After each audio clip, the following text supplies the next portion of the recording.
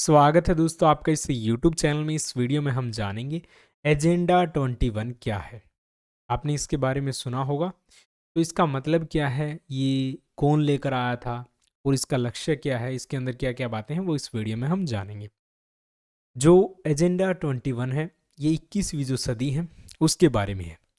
पर्यावरण पर मानव के प्रभाव को संबोधित करने के लिए संयुक्त राष्ट्र की एक योजना है।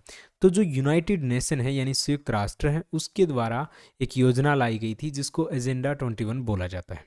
और ये योजना जो है 1992 में ब्राज़ील की जो राजधानी है रियो डी जेनेरियो, वहाँ पर लाई गई थी।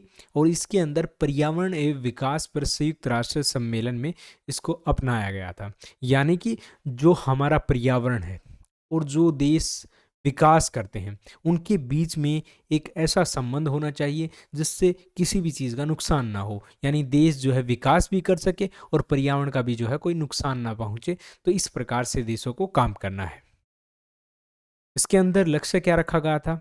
एक तो ये था कि वर्तमान समस्याओं का समाधान करें और भविष्य की चुनौतियों के लिए तैयार रहना, यानी जो भी पर्यावरण से संबंधित या विकास से संबंधित समस्याएं हैं उनका समाधान करना है। और भविष्य में अगर ऐसी समस्या न आए या जो भी भविष्य के अंदर चुनौतियां आ रही हैं उनके लिए तैयार होना है, क्योंकि हमें पता है भविष्य में क्या होने वाला है। जो क्लाइमेट चेंज है, ठीक है, या बहुत सारी जो चीज़ें हैं वो बदलने वाली हैं, तो उसके लिए तैयार रहने को यहाँ पर बोला गया था।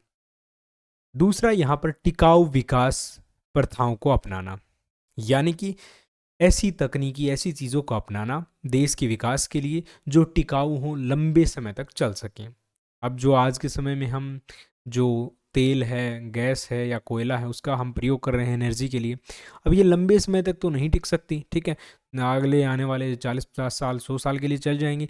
लेकिन अगर हम लंबे समय का विकास अगर देखेंगे तो उसके लिए क्या चलेगा? जो सोलर एनर्जी है या विंड एनर्जी है, जो ऐसी ऊर्जा हमें देती है जो पृथ्वी को नुकसान भी नहीं पहुंचाती और लंबे समय तक भी हमें ऊर्जा देती रहती है। तो ऐसी जो भी तकनीकी होंगी उस चीज़ को अपनाना होगा हर देश को। भावी पीढ़ियों की सीमित किए बिना वर्तमान की आवश्यकताओं को पूरा करना, यानी जो भी संसाधन देश के अंदर हम प्रयोग कर रहे हैं उनको इस प्रकार से प्रयोग करना है कि आने वाली जो पीढ़ियां हैं उनके लिए भी उनको बचाया जा सके। ये सारे जो हैं इसके अंदर लक्ष्य रखे गए थे। इसमें 5 चीज़ें शामिल की गई थी। एक तो ये था कि जो सरकार होंगे, संगठन होंगे या प्रमुख समूह होंगे, उनके लिए सिफारिश यहाँ पर की जाएगी। और दूसरा था यहाँ पर जो समुद्री संसाधन हैं, यानी समुद्र के अंदर जो मछलियाँ होती हैं या अन्य जो रिसोर्सेज होते हैं, जो चीज़ें होती हैं, उनकी सुरक्षा की जो है जिम्मेवारी लेनी होगी सभी देशों को और उसके ऊपर काम करना होगा। इसके अलावा शिक्षा जागरूकता को बढ़ावा देना होगा, उसके लिए हर देश को काम करना होगा।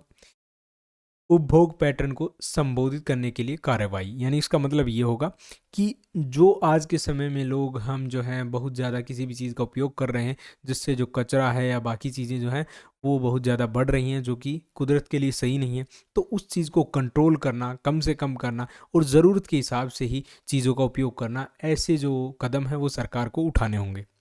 स्वदेशी लोगों के अधिकारों की पुष्टि के लिए कार्रवाई करना, यानी इसका मतलब ये होता है जो लोग किसी एरिया के अंदर लंबे समय से रह रहे हैं, उनका जो कल्चर है, उनकी जो भाषा है वो बची रहे, ठीक है। बाहर के जो लोग आते हैं वहाँ पर या जो बाकी चीज़ों का इफेक्ट होता है वो उनके ऊपर ज़्यादा ना पड़े, उस चीज़ को बचाने का काम जो है सरकार को करना है। ये 5 चीज़ें इसके अंदर शामिल की गई थी और इनका लक्ष्य वही था, आने वाली जो पीढ़ियाँ हैं वो जो रिसोर्सेज हैं, जो संसाधन हैं या जो क्लाइमेट है, पर्यावरण है, उनके लिए बचाया जा सके।